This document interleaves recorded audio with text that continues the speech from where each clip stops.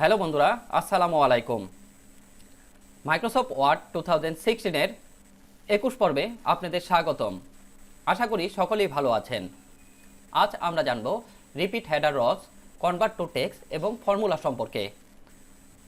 আমরা এখানে একটা টেবিল দেখতে পাচ্ছি এবং ফার্স্ট পেজে অনেকগুলো র দেখতে পাচ্ছি।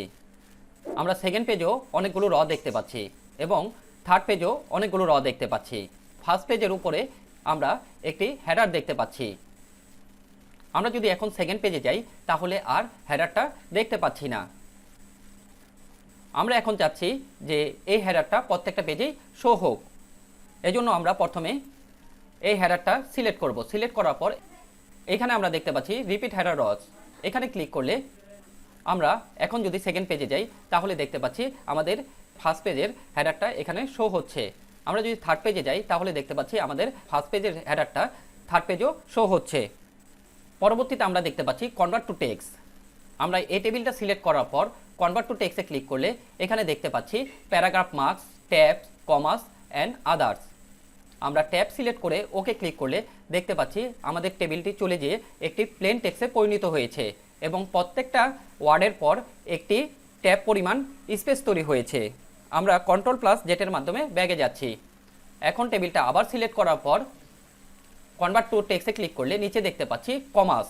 আমরা কমাসে সিলেক্ট করে ওকে ক্লিক করলে দেখতে পাচ্ছি টেবিলটা চলে গিয়ে একটা প্লেন টেক্সটে পরিণত হয়েছে এবং প্রত্যেকটা ওয়ার্ডের পর একটি কমা চলে এসেছে।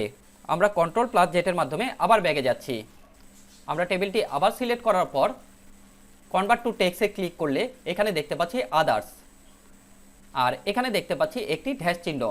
আমরা আদার্স সিলেক্ট করে ওকে ক্লিক করলে দেখতে পাচ্ছি আমাদের টেবিলটি চলে গিয়ে প্লেন টেক্সটে পরিণত হয়েছে এবং প্রত্যেকটা ওয়ার্ডের পর একটি ড্যাশ চিহ্ন চলে এসেছে।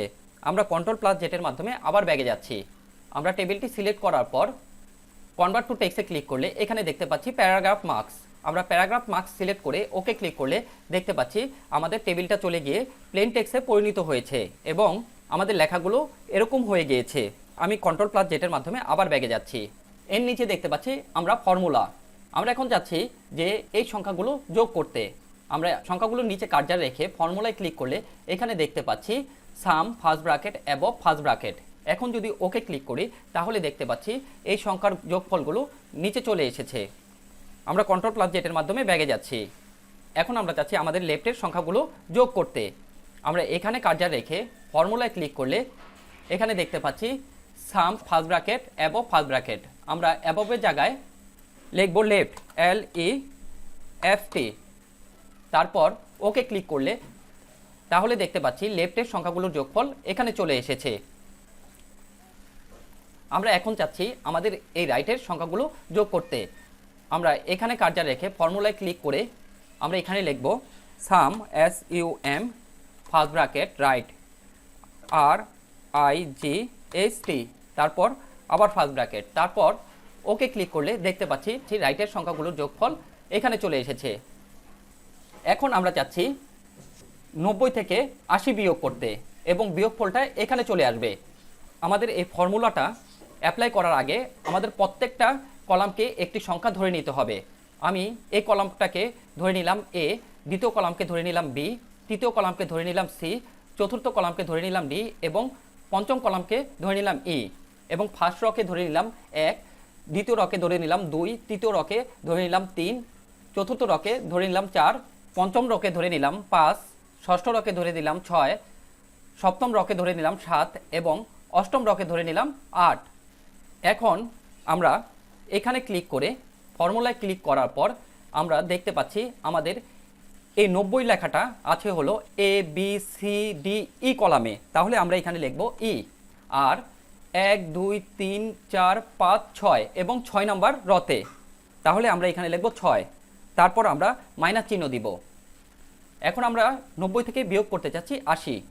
এখন আমাদের 80 আছে হলো ABCDE নাম্বার কলামে। আমরা এখানে E লিখব আর 1 2 3 4 5 6 7 এবং 7 নাম্বার রতে আমরা এখানে 7 লিখব। তারপর ওকে ক্লিক করলে দেখতে পাচ্ছি আমাদের এই দুইটার বিয়োগফল এখানে চলে এসেছে। এখন আমরা চাচ্ছি 30কে 15 দ্বারা ভাগ করতে এবং ভাগফলটা এখানে চলে আসবে।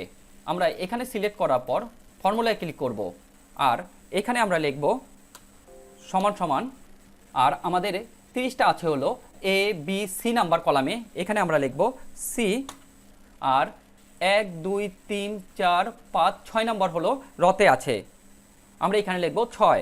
তারপর আমরা ভাগ চিহ্ন দিব।